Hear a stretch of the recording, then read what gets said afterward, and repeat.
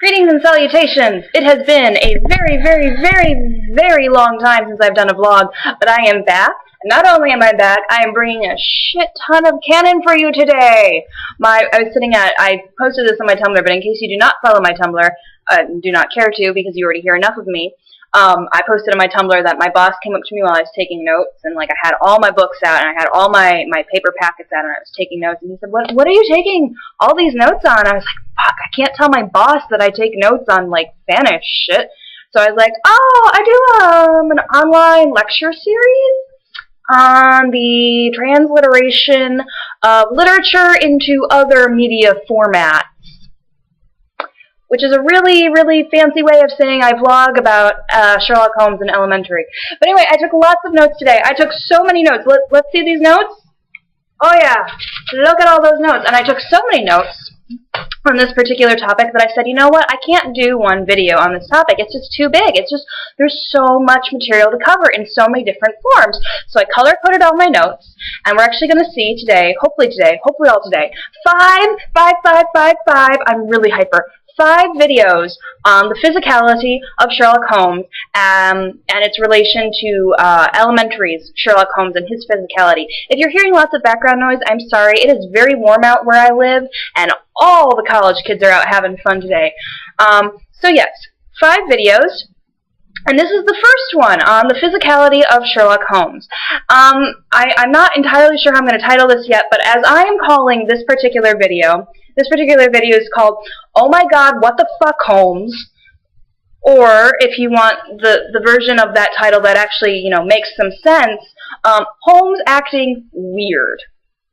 So in elementary, one of the things they do so well is showing Holmes from other people's perspective, doing things that frankly don't make a lot of sense unless you know what he's doing. So, you know, we have him crawling around on floors and climbing on things and asking really strange questions and chucking an orange at a person's face. And it doesn't make sense from an outsider's perspective, though, of course, as fans of Sherlock Holmes, we know that there's a method in his madness, or as one of the stories says, a madness in his method. And I wanted to look at some canonical instances of Holmes just really kind of doing things that we wouldn't expect from a gentleman detective. So we're going to begin, in other words, with my blue notes. So, the first instance in my huge packet comes from the Reigate Squires. Reigate, again, I don't know how to pronounce these things. So here we go. So where we're at in the Reigate Squires, they're walking through a house. We don't know anything at this point. Watson hasn't revealed anything. They're just walking through a house with a couple of suspects who are, at the time, they think, victims. The JP shrugged his shoulders and led the way into his own chamber, which was a plainly furnished and commonplace room. As we moved across it in the direction of the window, Holmes fell back until he and I were the last of the group. Near the foot of the bed stood a dish of oranges and a carafe of water. As we passed it, Holmes, to my unutterable astonishment, leaned over in front of me and deliberately knocked the whole thing over. The glass smashed into 1,000 pieces, and the fruit rolled about into every corner of the room. "You've done it now, Watson," said he coolly. "A pretty mess you've made of the carpet." So that's our first instance of Holmes doing some pretty weird things. I wanted to start with that one because, as I mentioned, there's one episode where Holmes chucks an orange at a person's face, and there's, you know, it could have been a little hint and wink wink nod nod to canon, or it could not have been. However, I do find it amusing that in one of those, "Oh my God, what are you doing?" moments, it is oranges that he's, you know, knocking over to the ground. In our next example, we come to the Boscombe Valley mystery. They're in a field and they're looking at evidence, and I'm not going to read the entire passage. Needless to say, he is rambling to himself about the various things that he sees, the various deductions that he's making as he goes. Where do we start? In the middle of this? There we go. He ran up and down, sometimes losing, sometimes finding the track, until we were well within the edge of the wood and under the shadows of a great beech, the largest tree in the neighborhood. Holmes traced his way to the farther side of this and lay down once more upon his face with a little cry of satisfaction. For a long time he remained there, turning over the leaves and dried sticks, gathering up what seemed to me to be dust into an envelope, and examining with his lens not only the ground, but even the bark of the tree as far as he could reach. A jagged stone was lying among the moss, and this also he carefully examined and retained. Then he followed a pathway through the wood until he came to the high road, where all traces were lost. I find this interesting because you can just kind of sort of see the scene of Holmes kind of running around in circles and then suddenly stopping and laying down on the ground and poking at things, and you're like, what? And then he stands up and he picks up a rock and keeps a rock, of all things. Imagine that in your head. And now if you watch Elementary, I think you'll find it pretty easy to see Elementary's Holmes doing that, as he has done variations upon these things many a time. Our next reference is, these two are more verbal things rather than the physical characteristics of Sherlock Holmes, but I want to mention them anyway because this is just the beginning video where we look at weird things that Holmes does. So this is from Twisted Lip, and Holmes wakes Watson up, and they're like, okay, well, you know, do we know who the answer is? What's going on? Why are you waking me up so frickin' early in the morning? And we have this. I want to test a little theory of mine, said he, pulling on his boots. I think, Watson, that you are now standing in the presence of one of the most absolute fools in Europe. I deserve to be kicked from here to Charing Cross, but I think I have the key of the affair now. And where is it? I asked, smiling. In the bathroom, he answered. Oh, yes, I am not joking, he continued, seeing my look of incredulity. I have just been there, and I have taken it out, and I have got it in this Gladstone bag. Come on, my boy, and we shall see whether it will not fit the lock. Key to the mystery is in the bathroom? That's kind of weird, Holmes. Holmes, you're such a weirdo, and I love it. And then we have in the Speckled Band, this takes some historical, this will require some historical context, but I would think it's pretty obvious historical context. So this is what happens in the Speckled Band. He's talking to the female client. I assure you that I am in your hands. In the first place, both my friend and I must spend the night in your room. Both Miss Stoner and I gazed at him in astonishment. So, I think you can probably piece together the historical background to figure out why this is so weird. In the Victorian era, he's saying, oh yeah, hey single lady, me and my bachelor friend, we're going to stay in your room. Okay, Holmes, okay, you do that now. Our next, okay, so The Sign of Four. I have not completely read the novels yet because for whatever reason I can't work up the energy to do so, but The Sign of Four is really, really good if you want instances of Holmes being a complete weirdo. They're so great. Okay, so we're going to begin. They're in the scene of the crime. And I'm just going to start reading these to you because really there's no context for Watson either, and you don't really need the context to just go, oh, Holmes, why? He mounted the steps, and seizing a rafter with either hand, he swung himself up into the garret. Then, lying on his face, he reached down for the lamp and held it while I followed him. So, again, he has a thing for lying on his face, and in this instance, he swung up into a garret with rafters. He whipped out his lens and a tape measure and hurried about the room on his knees, measuring, comparing, examining, with his long, thin nose only a few inches from the planks and his beady eyes gleaming and deep-set like those of a bird. So swift, silent, and furtive were his movements, like those of a trained bloodhound picking out a scent, that I could not but think of what a terrible criminal he would have made had he turned his energy and sagacity against the law instead of exerting them in its defense. As he hunted about, he kept muttering to himself, and finally he broke out into a loud crow of delight. So you can kind of imagine Holmes shuffling around a room on his knees, looking at stuff. So this is the physicality that I'm talking about. That Holmes flings himself into things with wild abandon and does things that are not really dignified. Continuing on. Lend me your bullseye, Sergeant, said my companion. Now tie this bit of card round my neck so as to hang it in front of me. Thank you. Now I must kick off my boots and stockings. Just you carry them down with you, Watson. I'm going to do a little climbing, and dip my handkerchief into creosote. That will do. Now come up into the garret with me for a moment. What are you doing? What are you doing? Why are you taking off your shoes at a crime scene? There was a dead body right over there. What are you doing? And it keeps going. I love this story just for the sheer what the fuckness. By the time I had got out into the grounds, Sherlock Holmes was on the roof, and I could see him like an enormous glowworm crawling very slowly along the ridge. I lost sight of him behind a stack of chimneys, but he presently reappeared and then vanished once more upon the opposite side. When I made my way round there, I found him seated at one of the corner eaves. Holmes just chilling on the roof. And it goes on. There was a scuffling of feet, and the lantern began to come steadily down the side of the wall. Then, with a light spring, he came onto the barrel, and from there to the earth. So he climbs down, jumping on things, but it gets better. It was easy to follow him, he said, drawing on his stockings and boots.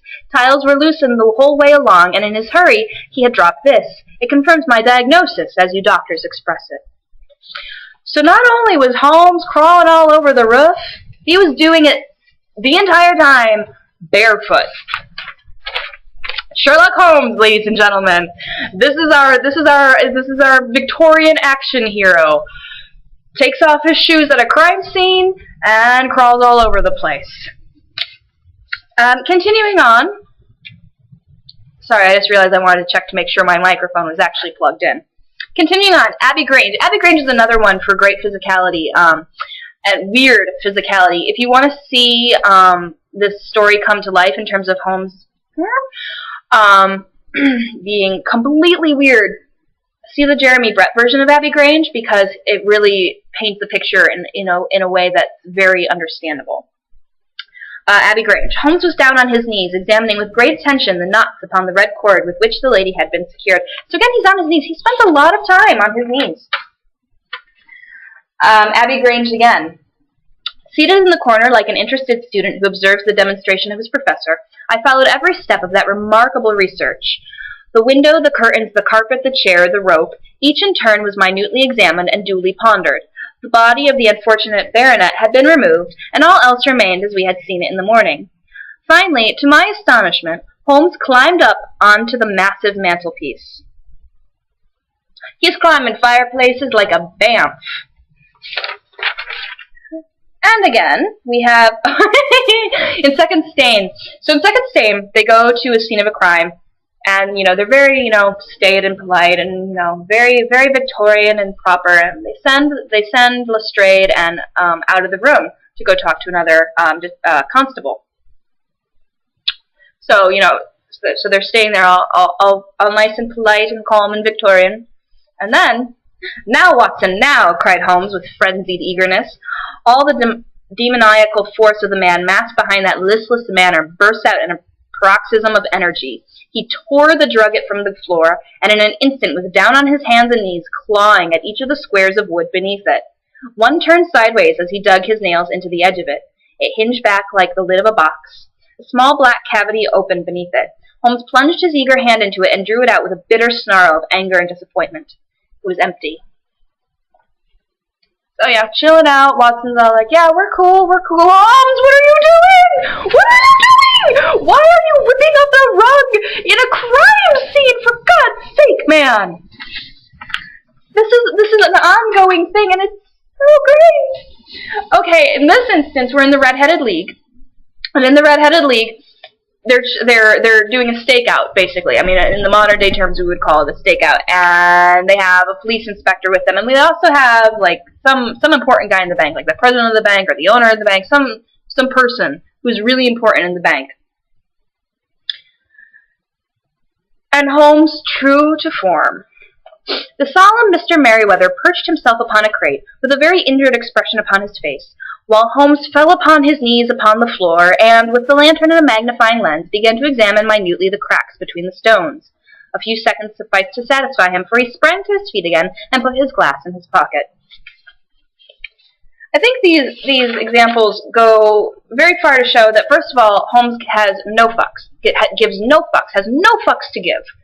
But I think it's also a great way to show the differences between a lot of other private investigators that could have existed at the time, the police the detective inspectors of the official force, in that they had to maintain their dignity. Now, there's a lot to do with class here and what Scotland Yard really meant at the time. But the fact that Holmes just, will fly anywhere, will fall everywhere, does not care what people think of him in the Victorian era as a gentleman, I think is a very impressive thing, and I think that carries very, very well over into Elementary's Holmes, because in Elementary's Holmes clearly doesn't care what people think of them, and frequently has to deal with people calling him crazy, nuts, a lunatic to his face. And yes, that's ableism, and yes, it's awful. It's also very true to the stories. That is not the topic of today's lecture, but Holmes gets called a lunatic many times within the stories because of things like this. And it's interesting that he doesn't stop doing it just because he knows people look down on him for it. And again, there's lots of class implications that I could get into about how Holmes can do these things because he is in the class he is in, and they are viewed merely as eccentricities rather than true, full-on mental illness that could get him in a great deal of trouble were he poor. But that is not the topic of today's lecture. Vlog. I'm sorry, I got used to calling it a lecture at work because people started asking me questions. I was like, I'm making this up. Alright, moving on. Silver Blaze. Again, one of those really good stories for, whatever you want to find in Sherlock Holmes, you're going to find it in Silver Blaze. You're going to find great friendship, you're going to find great partnership, and you're going to find Holmes being a weirdo. Okay, Holmes took the bag, and descending into the hollow, he pushed the matting into a more central position. Then, stretching himself upon his face and leaning his chin upon his hands, he made a careful study of the trampled mud in front of him. So again, Holmes is just lying on the ground, looking at stuff. That's how he rolls. Musgrave Ritual. Okay, Musgrave Ritual, I mostly skipped this story and as well as Gloria Scott, because I really was more interested in Holmes and Watson in the present rather than, stories from the past. But Musgrave Ritual is really, really great for, like, a fingernail sketch of, oh my God, Holmes, you frickin' weirdo! And it's told very much in that style. It's very much a Victorian Watson being like, he's my friend, he's my best friend, oh dear God. So here's what we have. An anomaly which often struck me in the character of my friend Sherlock Holmes was that, although in his methods of thought he was the neatest and most methodical of mankind, and although also he affected a certain quiet primness of dress, he was nonetheless, in his personal habits, one of the most untidy men that ever drove a fellow lodger to distraction. Not that I am in the least conventional in that respect myself. The rough and tumble work of Afghanistan, coming on top of natural bohemianism of disposition, has made me rather more lax than befits a medical man. But with me there is a limit, and when I find a man who keeps his cigars in the coal scuttle, his tobacco in the toe end of a Persian slipper, and his unanswered correspondence transfixed by a jackknife into the very center of his wooden mantelpiece, then I begin to give myself virtuous airs. I have also held, too, that pistol practice should be distinctly an open-air pastime, and when Holmes, in one of his queer humors, would sit in an armchair with his hair-trigger and 100 boxer cartridges and proceed to adorn the opposite wall with a patriotic VR done in bullet-pox, I felt strongly that neither the atmosphere nor the appearance of our room was improved by it. There you go, in one fell swoop, all the ways in which Holmes is a little weird. Little weird here. And we see this thread pick up again in The Dying Detective. Again, a one-sentence paragraph callback to what we learned in the Musgrave Ritual about Holmes. His incredible untidiness, his addiction to music at strange hours, his occasional revolver practice within doors, his weird and often malodorous scientific experiments, and the atmosphere of violence and danger which hung around him made him the very worst tenant in London. Now, bringing that back to Elementary, his incredible untidiness. Have you seen the brownstone? Have you seen Joan going, there's mold everywhere? His addiction to music at strange hours. We don't just have that instance of him playing really, really, really loud music while chilling on the couch and Joan coming down, but we also have him listening to that French music on his record player later on. His occasional revolver practice within doors. The episode where Belle was being framed for murder. Weapons practice indoors. And I think it's interesting here. His occasional revolver practice within doors, which would suggest that perhaps it was not only a one-time thing with the whole VR thing with the Queen Victoria. reference. This perhaps goes on. His weird and often malodorous scientific experiments, the acid on the Cabbage Patch doll, that's pretty weird. And the atmosphere of violence and danger which hung around him. Brownstone's been broken into, what, twice now? Twice, and then in the most recent episode, they brought one of Moriarty's henchmen to the place. So, yeah, I'm totally seeing how he could possibly be the very worst tenant in New York. Again, those aren't physicalities so much, but I think they lend themselves to this conversation. Later on, Devil's Foot. Holmes walked slowly and thoughtfully among the flower pots and along the path before we entered the porch. So absorbed was he in his thoughts, I remember, that he stumbled over the watering pot, upset its contents, and deluged both our feet and the garden path. What's interesting about that is that the parallel to the Reigate Squires reference, because when Holmes knocks over the oranges, he does it to elicit a certain response and to get a certain action. He does the same thing here. He knocks over the water because he wants to get the footprints of certain people that are around him. But it's weird. You're like, why are you knocking shit over? Why? In the same story, Devil's Foot. Holmes paced with light, swift steps about the room. He sat in the various chairs, drawing them up and reconstructing their position. He tested how much of the garden was visible. He examined the floor, the ceiling, and the fireplace. But never once did I see that sudden brightening of his eyes and tightening of his lips, which would have told me that he saw some gleam of light in this utter darkness. So, you know, again, if you're standing there watching, you know, this genius detective that you've heard all about as he sits in chairs and moves chairs and goes to another chair and then kind of looks around the floor and then paces around the table a couple of times and you're like, this is the genius detective? And it gets better. It gets better because that's the first crime scene. Then we have the second crime scene. Get the second one. One realized the red-hot energy which underlay Holmes's phlegmatic exterior when one saw the sudden change which came over him from the moment that he entered the fatal apartment. In an instant he was tense and alert, his eyes shining, his face set, his limbs quivering with eager activity. He was out on the lawn, in through the window, round the room, and up to the bedroom, for all the world like a dashing foxhound drawing a cover. In the bedroom he made a rapid cast about, and then ended by throwing open the window, which appeared to give him some fresh cause for excitement, for he leaned out of it with loud ejaculations of interest and delight. Then he rushed down the stair, out through the open window, threw himself upon his face on the lawn, sprang up, and into the room once more, all with the energy of the hunter who is at the very heels of his quarry. You know, when Watson says at some point that he must be like one of the most long-suffering men in London, you kind of have to agree. And this one, I did not write down the actual reference because I actually had to do work at that point. But Problem of Tor Bridge, the whole experiment with the gun, that's kind of weird. So those are what I have when discussing, oh my god, what the fuck, Holmes. Or, if you want to put it in better terms that don't involve lots of swearing, the strange and often erratic actions of Holmes. One of the most interesting complaints I heard about Elementary was that Holmes was too erratic, was too weird, that he just didn't, you know, it wasn't Sherlock Holmes, because Sherlock Holmes is all suave and debonair and, you know, cool and gentlemanly, and I'm going to discuss that in the 5th video about you know, where perhaps this misconception, and it's not a misconception, comes from.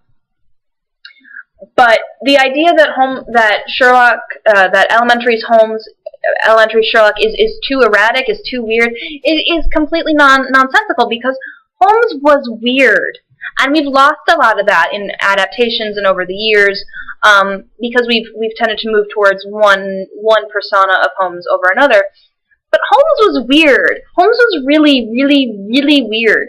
And it's really lovely to see in an adaptation a Holmes who does sniff everything, who does get down on the carpet and looks like he's eating it, frankly.